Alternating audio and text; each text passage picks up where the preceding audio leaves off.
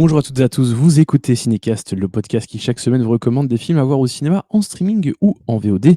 Ici Thibaut, en direct du Festival de Cannes, et aujourd'hui je vais vous parler de Dossier 137, le nouveau film de Dominique Moll, qui était passé à Cannes il y a quelques années, avec le film La Nuit du 12. C'était passé à Cannes première.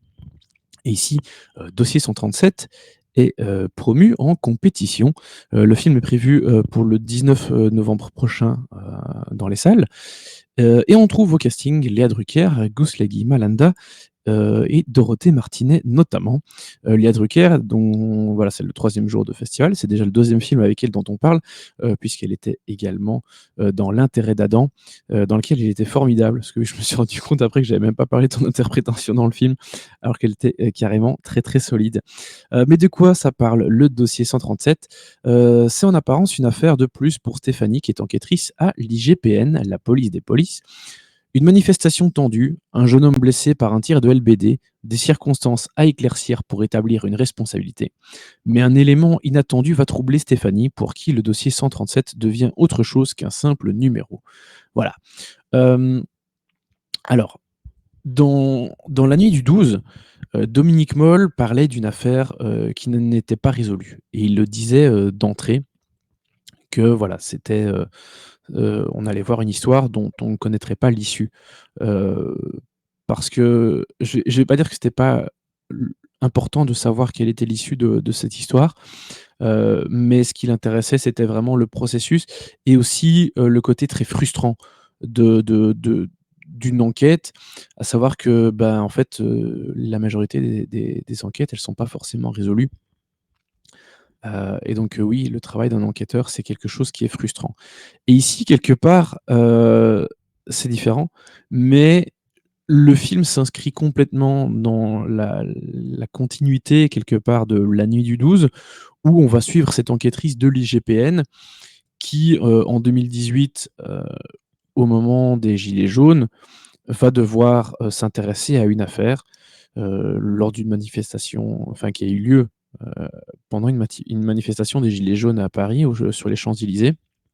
Un jeune homme, qui a eu, le crâne, éclaté, endommagé, où la boîte crânienne s'est vraiment enfoncée dans la tête, à cause d'un tir de LBD.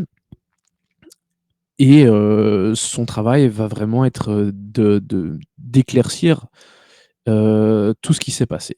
C'est-à-dire comment, le jeune s'est retrouvé là, avec qui, dans quelles circonstances, et puis qu'est-ce qui s'est passé avec, les policiers? Trouver évidemment les policiers en question, et rien que ça, vu que la plupart sont avec des cagoules, des casques et cetera, c'est très compliqué. Et puis, il y a tout le travail aussi après de vraiment, trouver qui est coupable de quoi, avoir des angles de vue différents, hein, pour bien comprendre, ce qui se passe. Parce qu'on le sait bien, un plan ça suffit pas. Il y a des illusions d'optique, il y a des choses qui sont pas claires. Donc voilà, son travail, c'est vraiment de faire la lumière sur, ce qui a été commis par les policiers. À savoir, est-ce qu'ils ont agi, dans le cadre légal, de leurs fonctions, ou est-ce qu'ils ont outrepassé, ce droit, et ont un peu joué au cow-boy? Voilà en gros, ce qu'elle va devoir faire. Il est assez clair que, enfin, dès le début, et c'est pour ça que l'enquête a lieu, qu'a priori, ils auraient, potentiellement, agi hors de ce cadre, légal. Parce qu'on peut pas, enfin, bien sûr que les policiers sont autorisés à tirer, mais pas dans n'importe quelle circonstance et pas n'importe comment. Il y a quand même un tas de règles à respecter. Autant dire que dans une, et ça, c'est ce sur quoi la police va jouer, lors d'une journée et nuit assez chaotique, comme celle de cette manifestation des gilets jaunes, bah, ils peuvent essayer de faire justifier, à peu près tout et n'importe quoi. En tout cas, c'est ce qu'ils espèrent. Mais voilà, c'est pas parce que, c'est un peu la débandade, que c'est pas coordonné, c'est pas organisé la réponse policière, que, ça autorise à faire tout, et à enfin, agir n'importe comment. Donc voilà, le rôle de l'enquêtrice, c'est vraiment de faire la lumière là-dessus, heu et puis enfin, c'est son rôle, c'est d'enquêter. C'est pas de faire la justice. Après, la justice, doit remplir son rôle, mais voilà, elle, c'est pas son travail. Hem, le travail d'enquête, qui était déjà très, très réussi dans La Nuit du 12, bah, il l'est tout autant ici. C'est-à-dire que le dispositif, mis en place, le format, qu'utilise, Dominique Moll est vraiment hyper efficace, dans sa façon de raconter et de traiter l'enquête. Les différents intervenants, les différentes personnes impliquées, les policiers, les victimes, les témoins.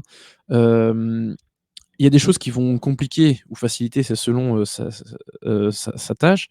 C'est que les victimes sont issues de la même ville, que celle où elle est née, qui n'est pas, Paris. C'est vraiment un bled, je sais pas, je connais pas assez bien que pour dire où c'est, mais sans doute, à 1 heure de Paris ou quelque chose comme ça, j'en sais rien. Peut-être un peu plus.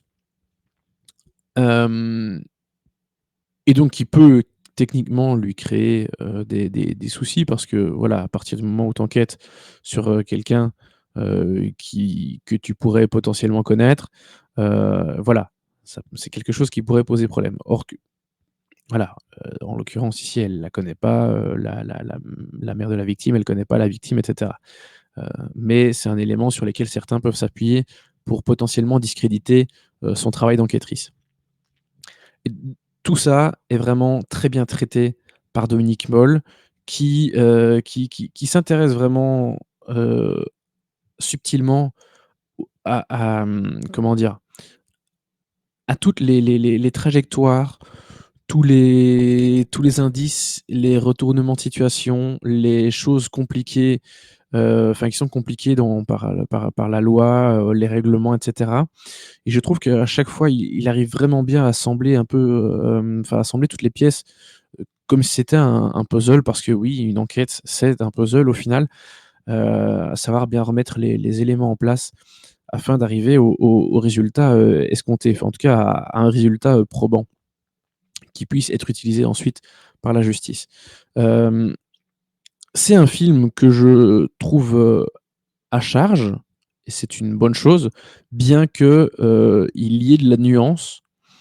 Bien sûr, tu en sortant de ce film, tu as envie de casser des trucs parce que, il y a des gens qui arrivent à s'en sortir avec des choses incroyables, hem, dont on se rend compte, hein, au fur et à mesure que je vous spoile pas, toute l'histoire évidemment, hein, mais on se rend compte évidemment au fur et à mesure de l'enquête qu'il y a des choses qui passent, qui devraient pas passer et bon, on le sait bien déjà, hein, je veux dire on n'a pas besoin de voir le film pour le savoir, mais c'est là que c'est intéressant, c'est de raconter ce film via le biais d'une enquêtrice de l'IGPN, donc qui enquête sur les policiers. Mais donc voilà, on sort de là en étant, fâché contre la police, ça c'est clair et en même temps, je trouve qu'il arrive à apporter un peu de nuance aussi, parce que le personnage de l'enquêtrice, c'est évidemment un personnage qui est, comment dire? Qui est saoulé et extrêmement frustré aussi par son travail parce que, heu, il y a cette tendance qu'ont les policiers de manière générale à se serrer les coudes et à cacher certaines choses, à passer certaines choses sous silence, et donc ça rend, son travail compliqué et et ça veut dire que, bah, parfois, voilà, elle, même si elle arrive à un certain résultat, bah, c'est peut-être pas ça qui va primer au final, pour que enfin, une fois que l'enquête aura abouti et que ça va, et que les autres, instances vont devoir, reprendre, le sujet. Donc voilà, je trouve que cette nuance apportée via le personnage, de l'enquêtrice est hyper intelligent et intéressant. Parce que bon, évidemment que tous les flics, sont pas des connards, hein, ça je pense que tout le monde le sait. Hem, mais le film veut quand même, heu, faire passer ce message et dénoncer cette image, désastreuse de la police qui est quand même là pour une raison, hein. Elle vient pas de nulle part, hein. La pomme ne tombe jamais bien loin, du pommier. Voilà, c'était le petit moment, expression, vieillotte. Mais donc ce traitement dans sur le fond et sur la forme est vraiment très, très efficace. Il y a de la tension, il y a des retournements de situation, hem, il y a des choses très satisfaisantes, pour le public, il y en a d'autres qui sont très frustrantes, très fu et c'est pour ça que je dis que c'est vraiment dans la continuité de ce qu'il a fait avec La Nuit du 12. C'est qu'il a vraiment bien il arrive vraiment bien à mettre, à articuler toutes les pièces ensemble et à faire en sorte que la machine, s fonctionne vraiment très bien. Voilà, donc à nouveau, c'est un film d'enquête, un presque un thriller parfois, très efficace, porté par une Léa Drucker, géniale. Je la trouvais encore meilleure j'allais dire La Nuit du 12, dans L'Intérêt d'Adam, dont j'ai parlé, il y a quelques jours. Mais ici, elle est encore absolument, saisissante. D'ailleurs, il y a des choses qui se rapprochent entre les 2 personnages, où parfois son personnage a tendance à un peu outrepasser, ce qu'elle peut faire vraiment, légalement et éthiquement dans son rôle et tout ça parce que le personnage est vraiment, motivé par ses enquêtes, ses recherches, par son travail. Donc voilà, il y a des petites ressemblances entre les 2. Et quand je dis outrepasser, c'est pas avec des choses graves, hein, chaque fois, mais c'est des choses où on se dit: «Ah, là, il y a quand même une ligne qui a été franchie» et c'est ce qui rend évidemment le personnage intéressant, heu, c'est que même si elle enquête sur des policiers, bah, elle est policière avant tout, hein. Donc il y a ce truc de c'est pas agréable d'enquêter sur ses collègues. Et vraiment voilà, le Léa Drucker, elle arrive magnifiquement bien à interpréter ce rôle et à porter ça sur ses épaules. Il y a pas mal de second rôles assez intéressants, hein, notamment Guslágy Malanda qui était dans le film Saint-Omer, qui est très bien aussi. Il a un plus petit rôle, mais un rôle, important.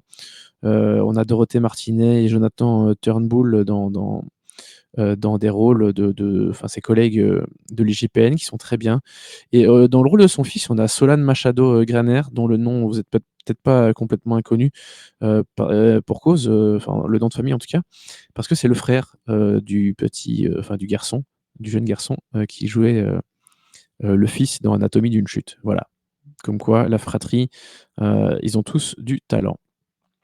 Bref, Dossier 137. C'est ah oui, bah, petit très léger bémol. C'est-à-dire que et c'est vraiment très, très, très léger.